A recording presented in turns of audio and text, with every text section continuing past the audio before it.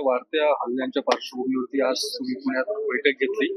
काय नेमकं बैठकीमध्ये आढावा घेण्यात आलेला आहे? बाब अशी की प्रामुख्याने आपण जुन्नर आणि शिरूर तालुक्याचा विचार करता साधारण 85च्या घरात मी इथे आलो, तर इथे सगळी ओसाड जागा होती. जुन्नर तालुक्यामध्ये जे 4 मोठे धरणं झाली, त्याच्यानंतर त्या ठिकाणी ऊसाची लागवड मोठ्या प्रमाणात झाली, हॉर्टिकल्चरची झाली, भाजीपाला लोक लावायला लागले आणि कालव्यामधून इतक्या मोठ्या प्रमाणामध्ये पाण्याची उपलब्ध झाली की त्या ठिकाणी जंगल सादृश्य त्या ठिकाणी परिस्थिती बनली. वाड्या वस्त्या हे जंगलामध्ये आल्या, म्हणजे पूर्वी त्या ठिकाणी जंगल नव्हतंच. परिणामी सुरुवातीला जंगलामध्ये सशी, कोळी, लांडगे हे जे प्राणी जर उपलब्ध झाले तर त्या ठिकाणी वाड्या वस्त्यांकडे कुत्र्यांवर झडप घालायला बिबट्या येत नव्हता. परंतु आज त्या भावनेतून तो यायला लागलेला आहे. आता प्रजनन त्यांचं जो कालखंड आहे, ज्याला ऊसतोडीचा जो कालखंड येतो, त्यावेळेला त्यांची पिलं ही साधारण 1.5-2 महिन्याची असतात आणि अशा वेळेला ऊसतोड झाल्यानंतर एकूण अनरेस्ट बिबट्यांमध्ये यायला लागला आणि त्याच्यातून हे हल्ले वाढले असं सारांश सांगितला गेला. आता याकरता प्रामुख्याने पुणे जिल्ह्याकरता 200 पिंजरे अगोदरचे होते, आता 1000 पिंजरे अधिक वाढवलेले आहेत. ते नुसते पिंजरे लावून नाही तर पिंजऱ्यामध्ये शिकार ठेवायला लागते, त्या ठिकाणी बकरा ठेवायला लागतो, कोंबडा ठेवायला लागतो. आता प्रश्न असा की कुत्र्याला, बकऱ्यांना सुद्धा नाग बळी देऊ नये अशा प्रकारची धारणा असलेले सुद्धा प्राणी मित्र या देशामध्ये आहेत आणि त्याने त्याच्यावर ऑब्जेक्शन घेतलेलं आहे. तर आता त्या सर्व गोष्टी करताना म्हणजे पिंजऱ्यामध्येच जर बकरा मध्ये असेल तर तो बकऱ्याला एका प्रोटेक्शन मध्ये आणि तो बिबट्या एका प्रोटेक्शन, पिंजऱ्यामध्ये दोन्ही अडकले जातील. आता इतके 1200 पिंजरे लावले म्हटल्यानंतर त्या ठिकाणी त्यांच्याकरता शिकार ठेवली पाहिजे, म्हणजे बकरे किंवा मांजर किंवा तुमची कोंबडे तर कुत्र्यांना ठेवता येणार नाही, कारण ते खूप प्राणीप्रिय लोकांना ते मांजर पण ठेवता येणार नाही. तर बकरे आणि कोंबड्यांना खाद्य घालणारी माणसं पाहिजेत. एकूणच ऊन तापल्यानंतर त्याचं उन्हापासून रक्षण पण करायला पाहिजे, त्यांना पाणी दिलं पाहिजे. आणि म्हणून आता तिथल्या लोकल ज्या तरुणांनी या मोहिमेवर सहभाग घेण्याची इच्छा व्यक्त केली, त्या लोकांना सहभागी करण्याचं निश्चित मी सूचना दिलेल्या आहेत. ज्या ठिकाणी खरोखर स्वयंसेवक पद्धतीने येत असेल, विना काही मूल्य न घेता त्यांचं पण स्वीकार करा. आणि ज्या ठिकाणी खरोखर तरुण जर का त्या ठिकाणी त्यांच्या घरामध्ये काही अर्निंग नसेल तर त्या लोकांना काही मोबदला देण्याची भूमिका घ्या. हा पकडण्याचा प्रकार घडला. आता सॅटेलाइटच्या माध्यमातून, आर्टिफिशियल इंटेलिजन्स या माध्यमातून काही ट्रॅप कॅमेरे लावले जाणार आहेत आणि साधारणपणे 1 किलोमीटर अंतरावर सव्वा लाख रुपयाचा एक यंत्र तो लावला तर एका गावाला जसा बिबट्या तिथे आला की ऑटोमॅटिकली त्या ठिकाणी सायरन वाजणार आहे आणि त्या सायरन वाजल्यानंतर लोक अलर्ट होतील. आता पूर्वी वीज रात्री दिली जायची, ते ह्या पुणे जिल्ह्यामध्ये आणि आता अहिल्यानगर जिल्ह्यामध्ये शेतकऱ्यांना वीज दिवसा, म्हणजे सकाळी 7 ते संध्याकाळी 7च्या अगोदर वीज देण्यात आलेली आहे. लोकांना सतर्क करण्याची भूमिका वन खात्याने घेतली, पोलीस खाते मदत करते, रेव्हेन्यू डिपार्टमेंट सुद्धा मदत करते. एकूण आता पुणे जिल्ह्याकरता 11 कोटी रुपयाची यंत्रणा उभी केलेली, त्यांना गाड्या, ते स्टिक्स त्यांना दिलेले आहेत, ड्रोन दिलेले आहेत.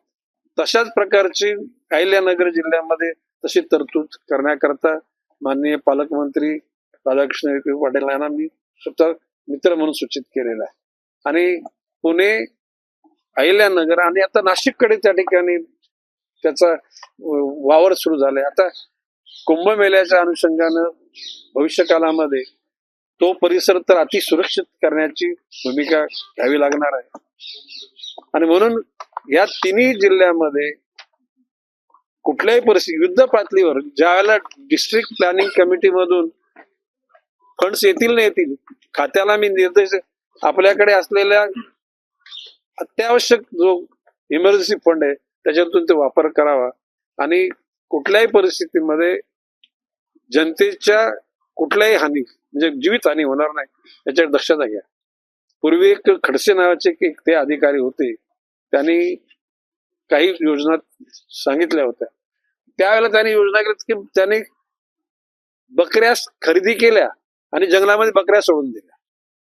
ज्यावेळेला जंगलामध्ये बकरीची शिकार त्याला मिळते म्हटल्यानंतर वाडी वस्तीकडे ते लोक येत नाहीत. आता एखाद्या मानवाची हत्या झाली तर अर्ली स्टेजला 10 लाख रुपये, नंतर 15 25 लाख रुपये द्यावे लागतात. तर त्याच्याऐवजी शेवटी बकरी हा खाद्य आहे मानवाचं आहे. आता ते वाघाचं बिबट्याचं खाद्य करून टाकू आपण. आणि मी सूचना दिल्यात अशा प्रकारच्या शेळ्या तुम्ही खरेदी करा आणि त्याला लोकांना जागृत करा. एक कसा कलर ठेवा त्याच्या, वा ह्या देवाच्या शेळ्या, देवाच्या म्हणजे लोकांना हल्ले त्यांच्यावर होऊ नयेत म्हणून. जसे आपण गावामध्ये एखादा नंदी असतो, तो गावची लोक त्या नदीची पूजा करतात ना.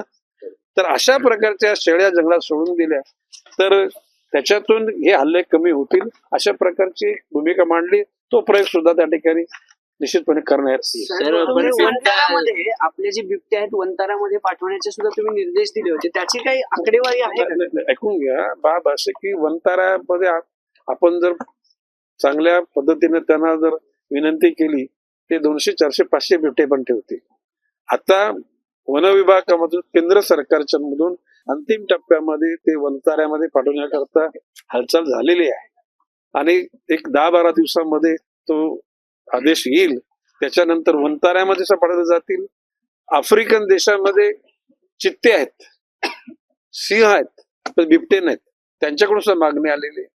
अन्य राज्यामध्ये काही घटकांनी मागणी केलेली आहे. एकूणच साधारणपणे आपल्या या परिसरामध्ये जुन्नर, आंबेगाव आणि शिरूर वगैरे साधारणपणे 1200 बिबटे आहेत. नगर जिल्ह्यामध्ये सुद्धा तशीच संख्या वाढलेली आहे. नाशिक जिल्ह्यामध्ये आणि वनक्षेत्र फार कमी आहे.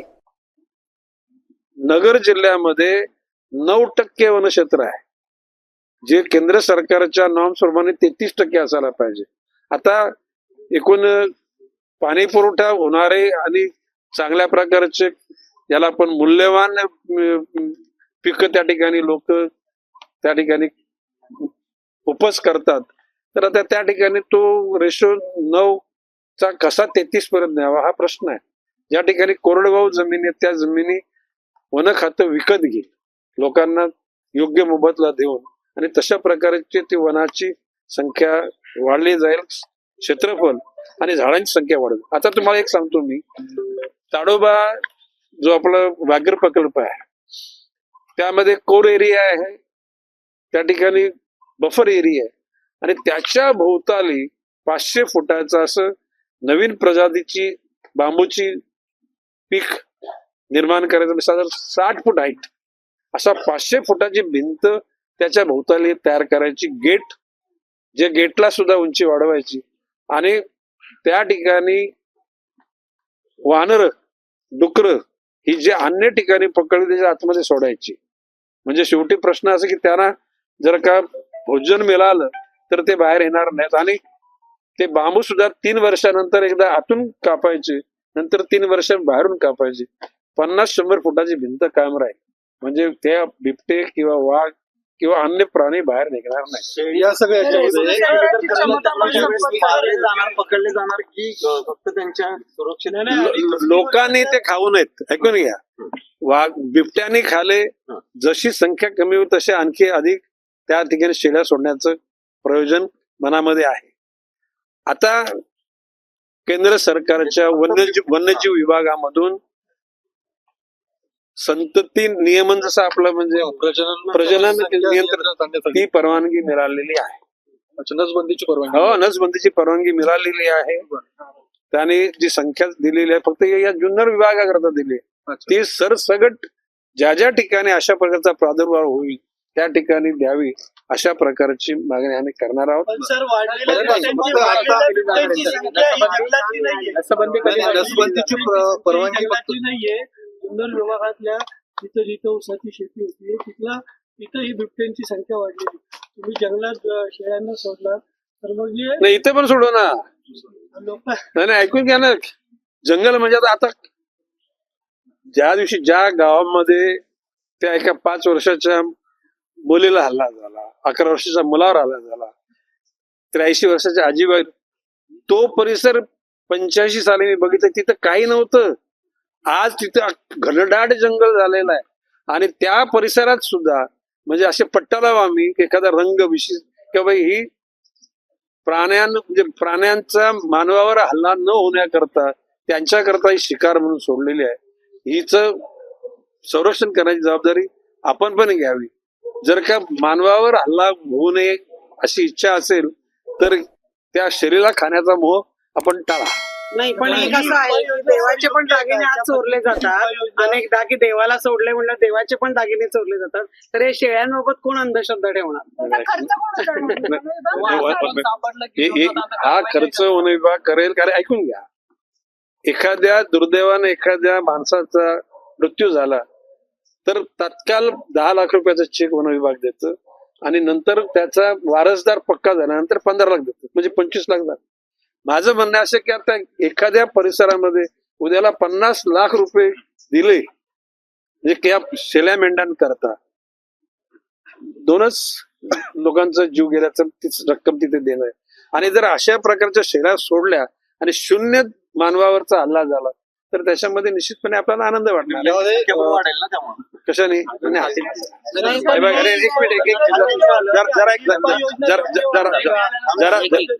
खाद्य मिळालं तर जरा खाद्य नाही मिळालं ते शोधणार. ते मानव त्याचं खाद्य बनतो.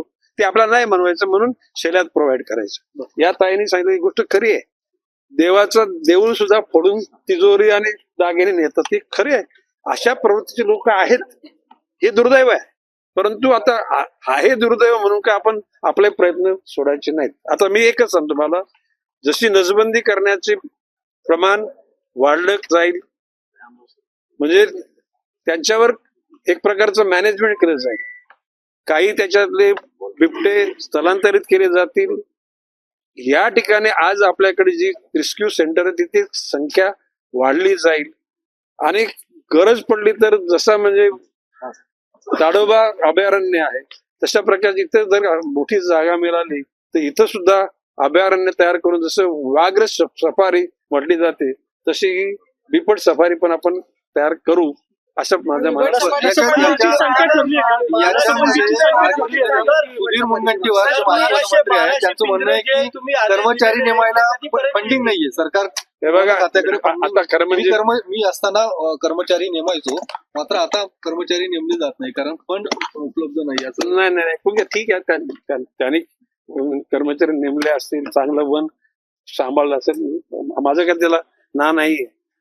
आता खरं म्हणजे वन विभागाचे बॉन्ड्स आम्ही काढणार आहोत, परंतु याची वाच्यता मी मंत्रिमंडळाचं अप्रुव्हल घेतल्याच्या अगोदर करणं उचित नव्हतं. परंतु आता तुम्हाला फंड्स इथे उपलब्ध होतील आणि मी सांगतो ज्या भावनेतून ज्या योजनेतून मंत्रिमंडळासमोर ही नोट जाईल, मंत्रिमंडळ त्याला संमती देईल आणि बॉन्डच्या माध्यमातून वन खात्याच्या सर्व बाबी करता सगळे जे फंड्स असतील तेवढे फंड होतील.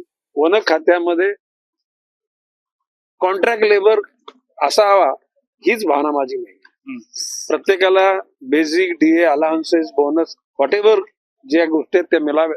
की शेवटी कधी 15-15 वर्ष कॉन्ट्रॅक्ट लेबर शेवटी राहतील जीवन की 2-4-5 वर्षाकडे तो परमनंट होऊन परत रिटायर्ड होतो. ही परिस्थिती बरोबर नाही आणि याविषयी मी स्वतः अतिशय गांभीर्याने विचार करतोय आणि ते भविष्यकाळामध्ये या सर्व परिस्थितीवर मात करण्याची भूमिका आमची आहे आणि आम्ही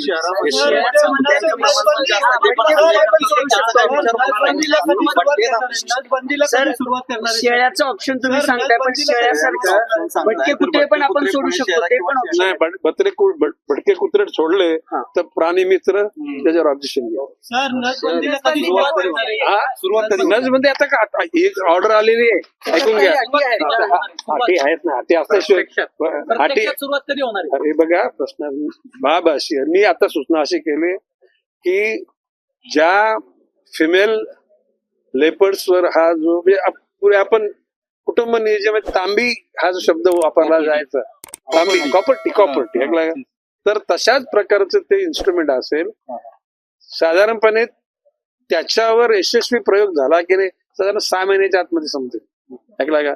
तर ते काही जरी म्हणजे पुस्तकी ज्ञान असलेले लोक व्यवहार ज्ञान त्यांना कमी असतो म्हणून काही गोष्टी चुकीच्या प्रस्थापित करायचा प्रयत्न करतात.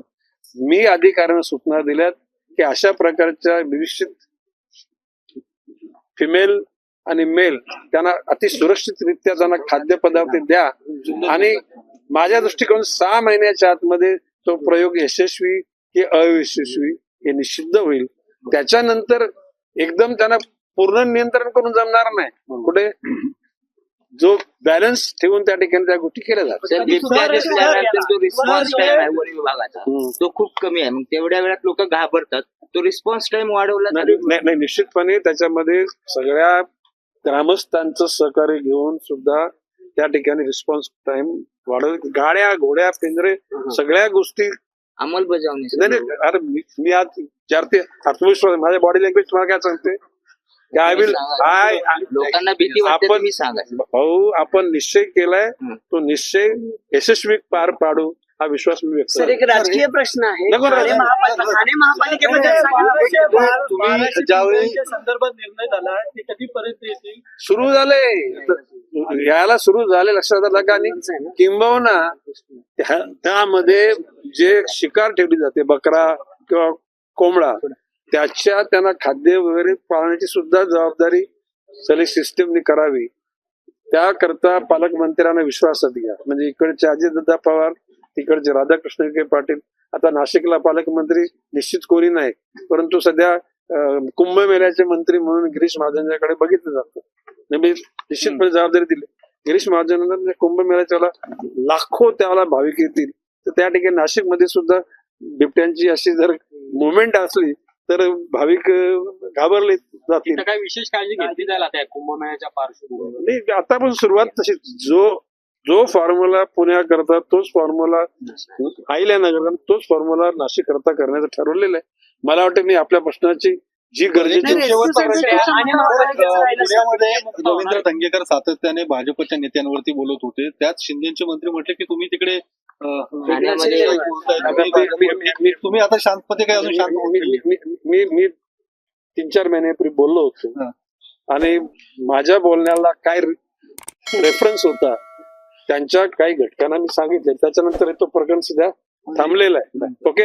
आता धंगेकर काय बोलतात आमचे प्रवक्ते त्याला उत्तर देते. मी काय प्रवक्ता नाही. ठाणे महापालिकेचं सांगितलं. नाही मी बोल प्रवक्ता मी नाही. त्या प्रवक्ते आमचे उत्तर देते. ठीक आहे. थँक्यू.